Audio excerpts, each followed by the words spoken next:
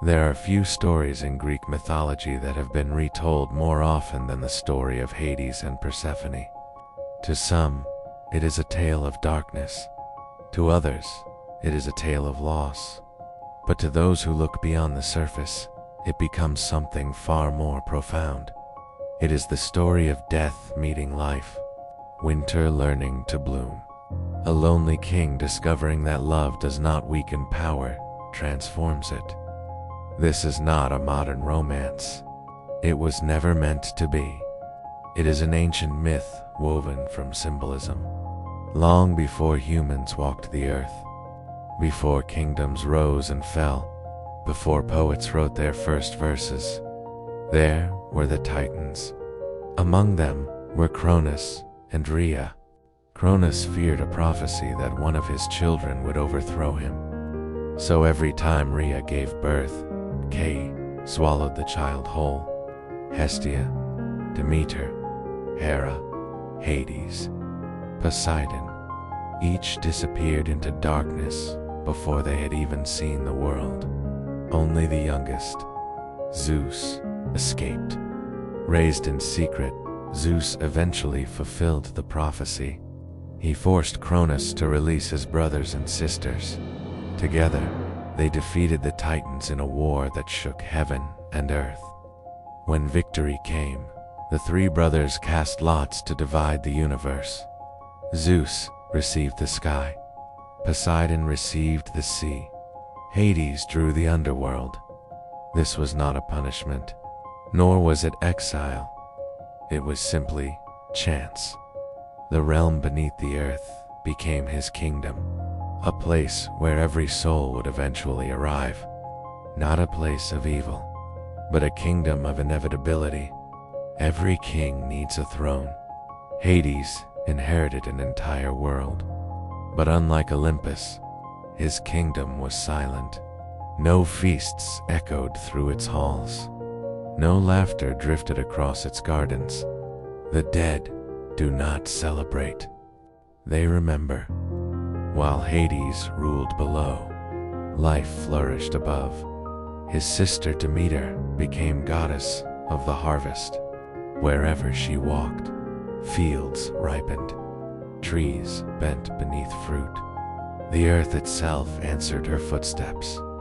Then Demeter had a daughter, Persephone. Her name meant bringer of destruction in some traditions, yet she arrived as spring itself. She laughed among flowers, danced with nymphs, gathered blossoms across endless meadows. To humanity, she represented youth, growth, the fragile beauty of everything that blooms. Demeter loved her fiercely, perhaps too fiercely. The world knew Persephone only as a daughter, never as a queen. One day, Zeus made a decision. In many ancient tellings, Zeus secretly agreed that Persephone would become Hades' wife. Demeter was never consulted. Neither was Persephone. Such marriages were not unusual among the Olympian gods. The gods often arranged unions through power rather than affection. It reflected the customs of ancient Greece far more than modern ideas of romance. Yet myths rarely remain only literal. They become symbols. The moment that follows would shape religion for thousands of years. Persephone wandered through a meadow with her companions. The earth overflowed with impossible flowers.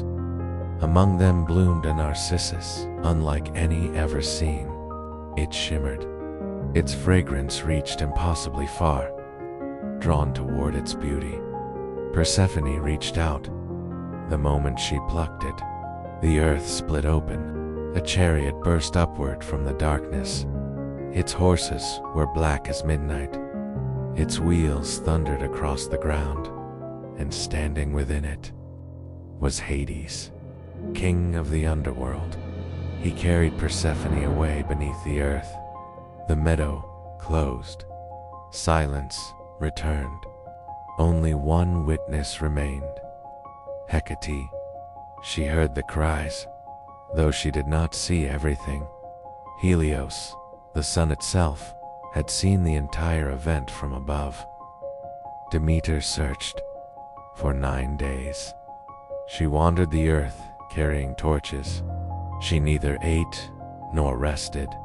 She questioned gods, nymphs, rivers, winds, mountains. No answer came.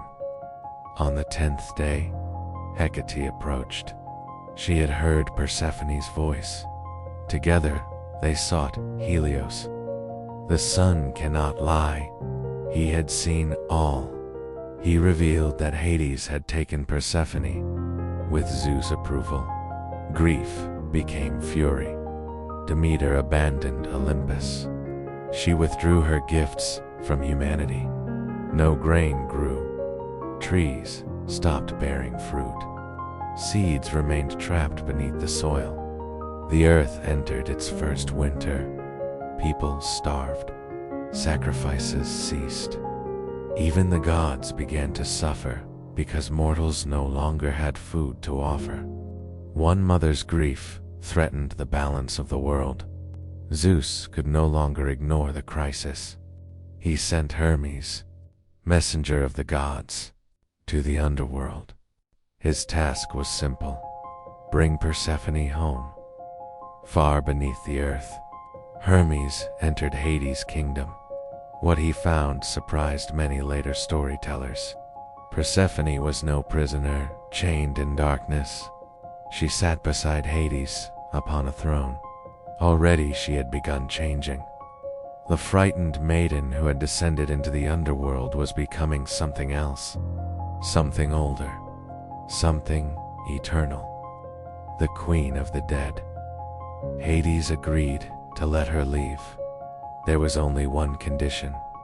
Before departing, Persephone accepted several seeds from a pomegranate. In most ancient versions, she ate 6. Some say 4, others 3.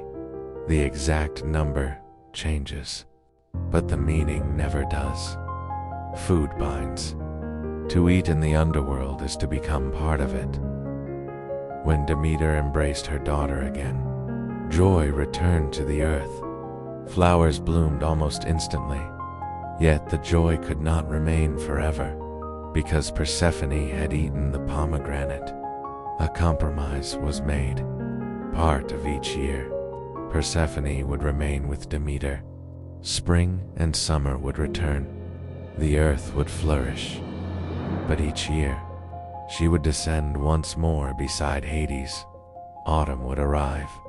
Winter would follow.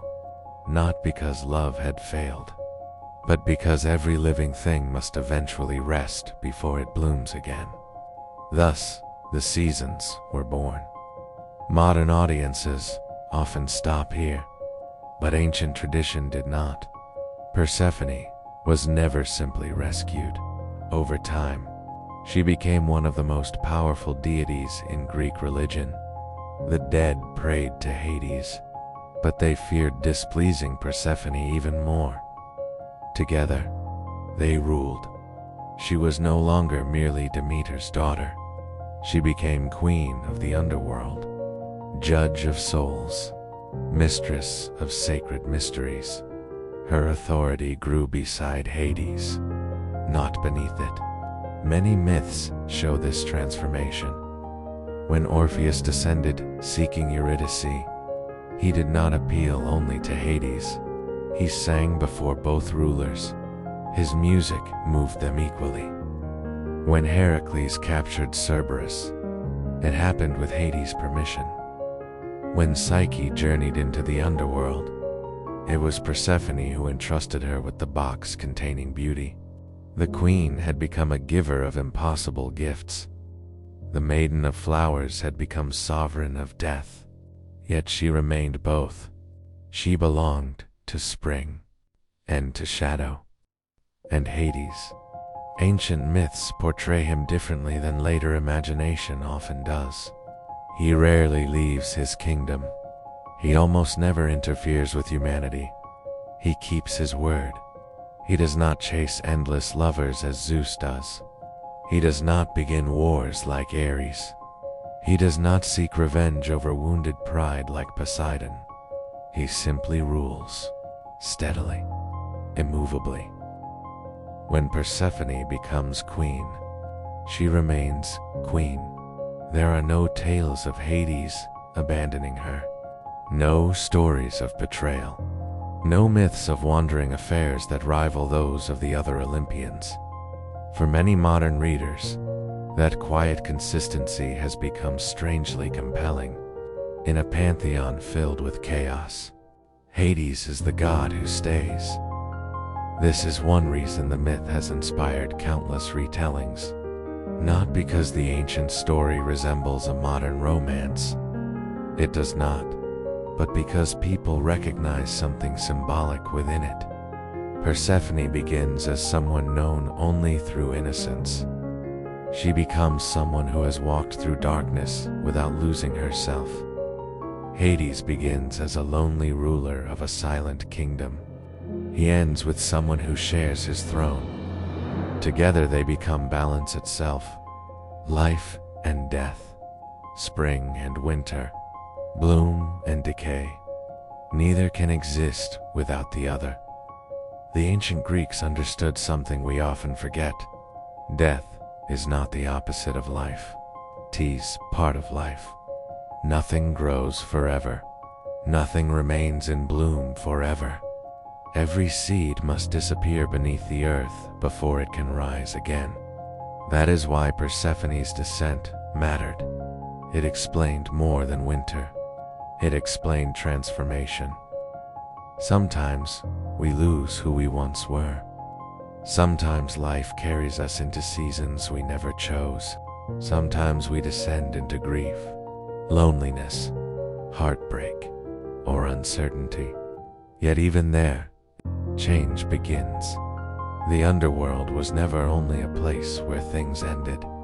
It was also where they became something new. Perhaps that is why this myth has survived for more than 2,000 years. Not because every detail is comfortable, but because every human heart eventually experiences its own descent. And every spring, whether in nature or within ourselves, reminds us that darkness never has the final word. Persephone always returns.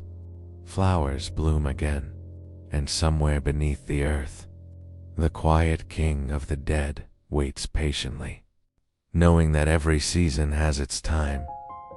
For even in Greek mythology, love was never simply about possession. It was about transformation, and no story captures that mystery more completely than the story of Hades and Persephone.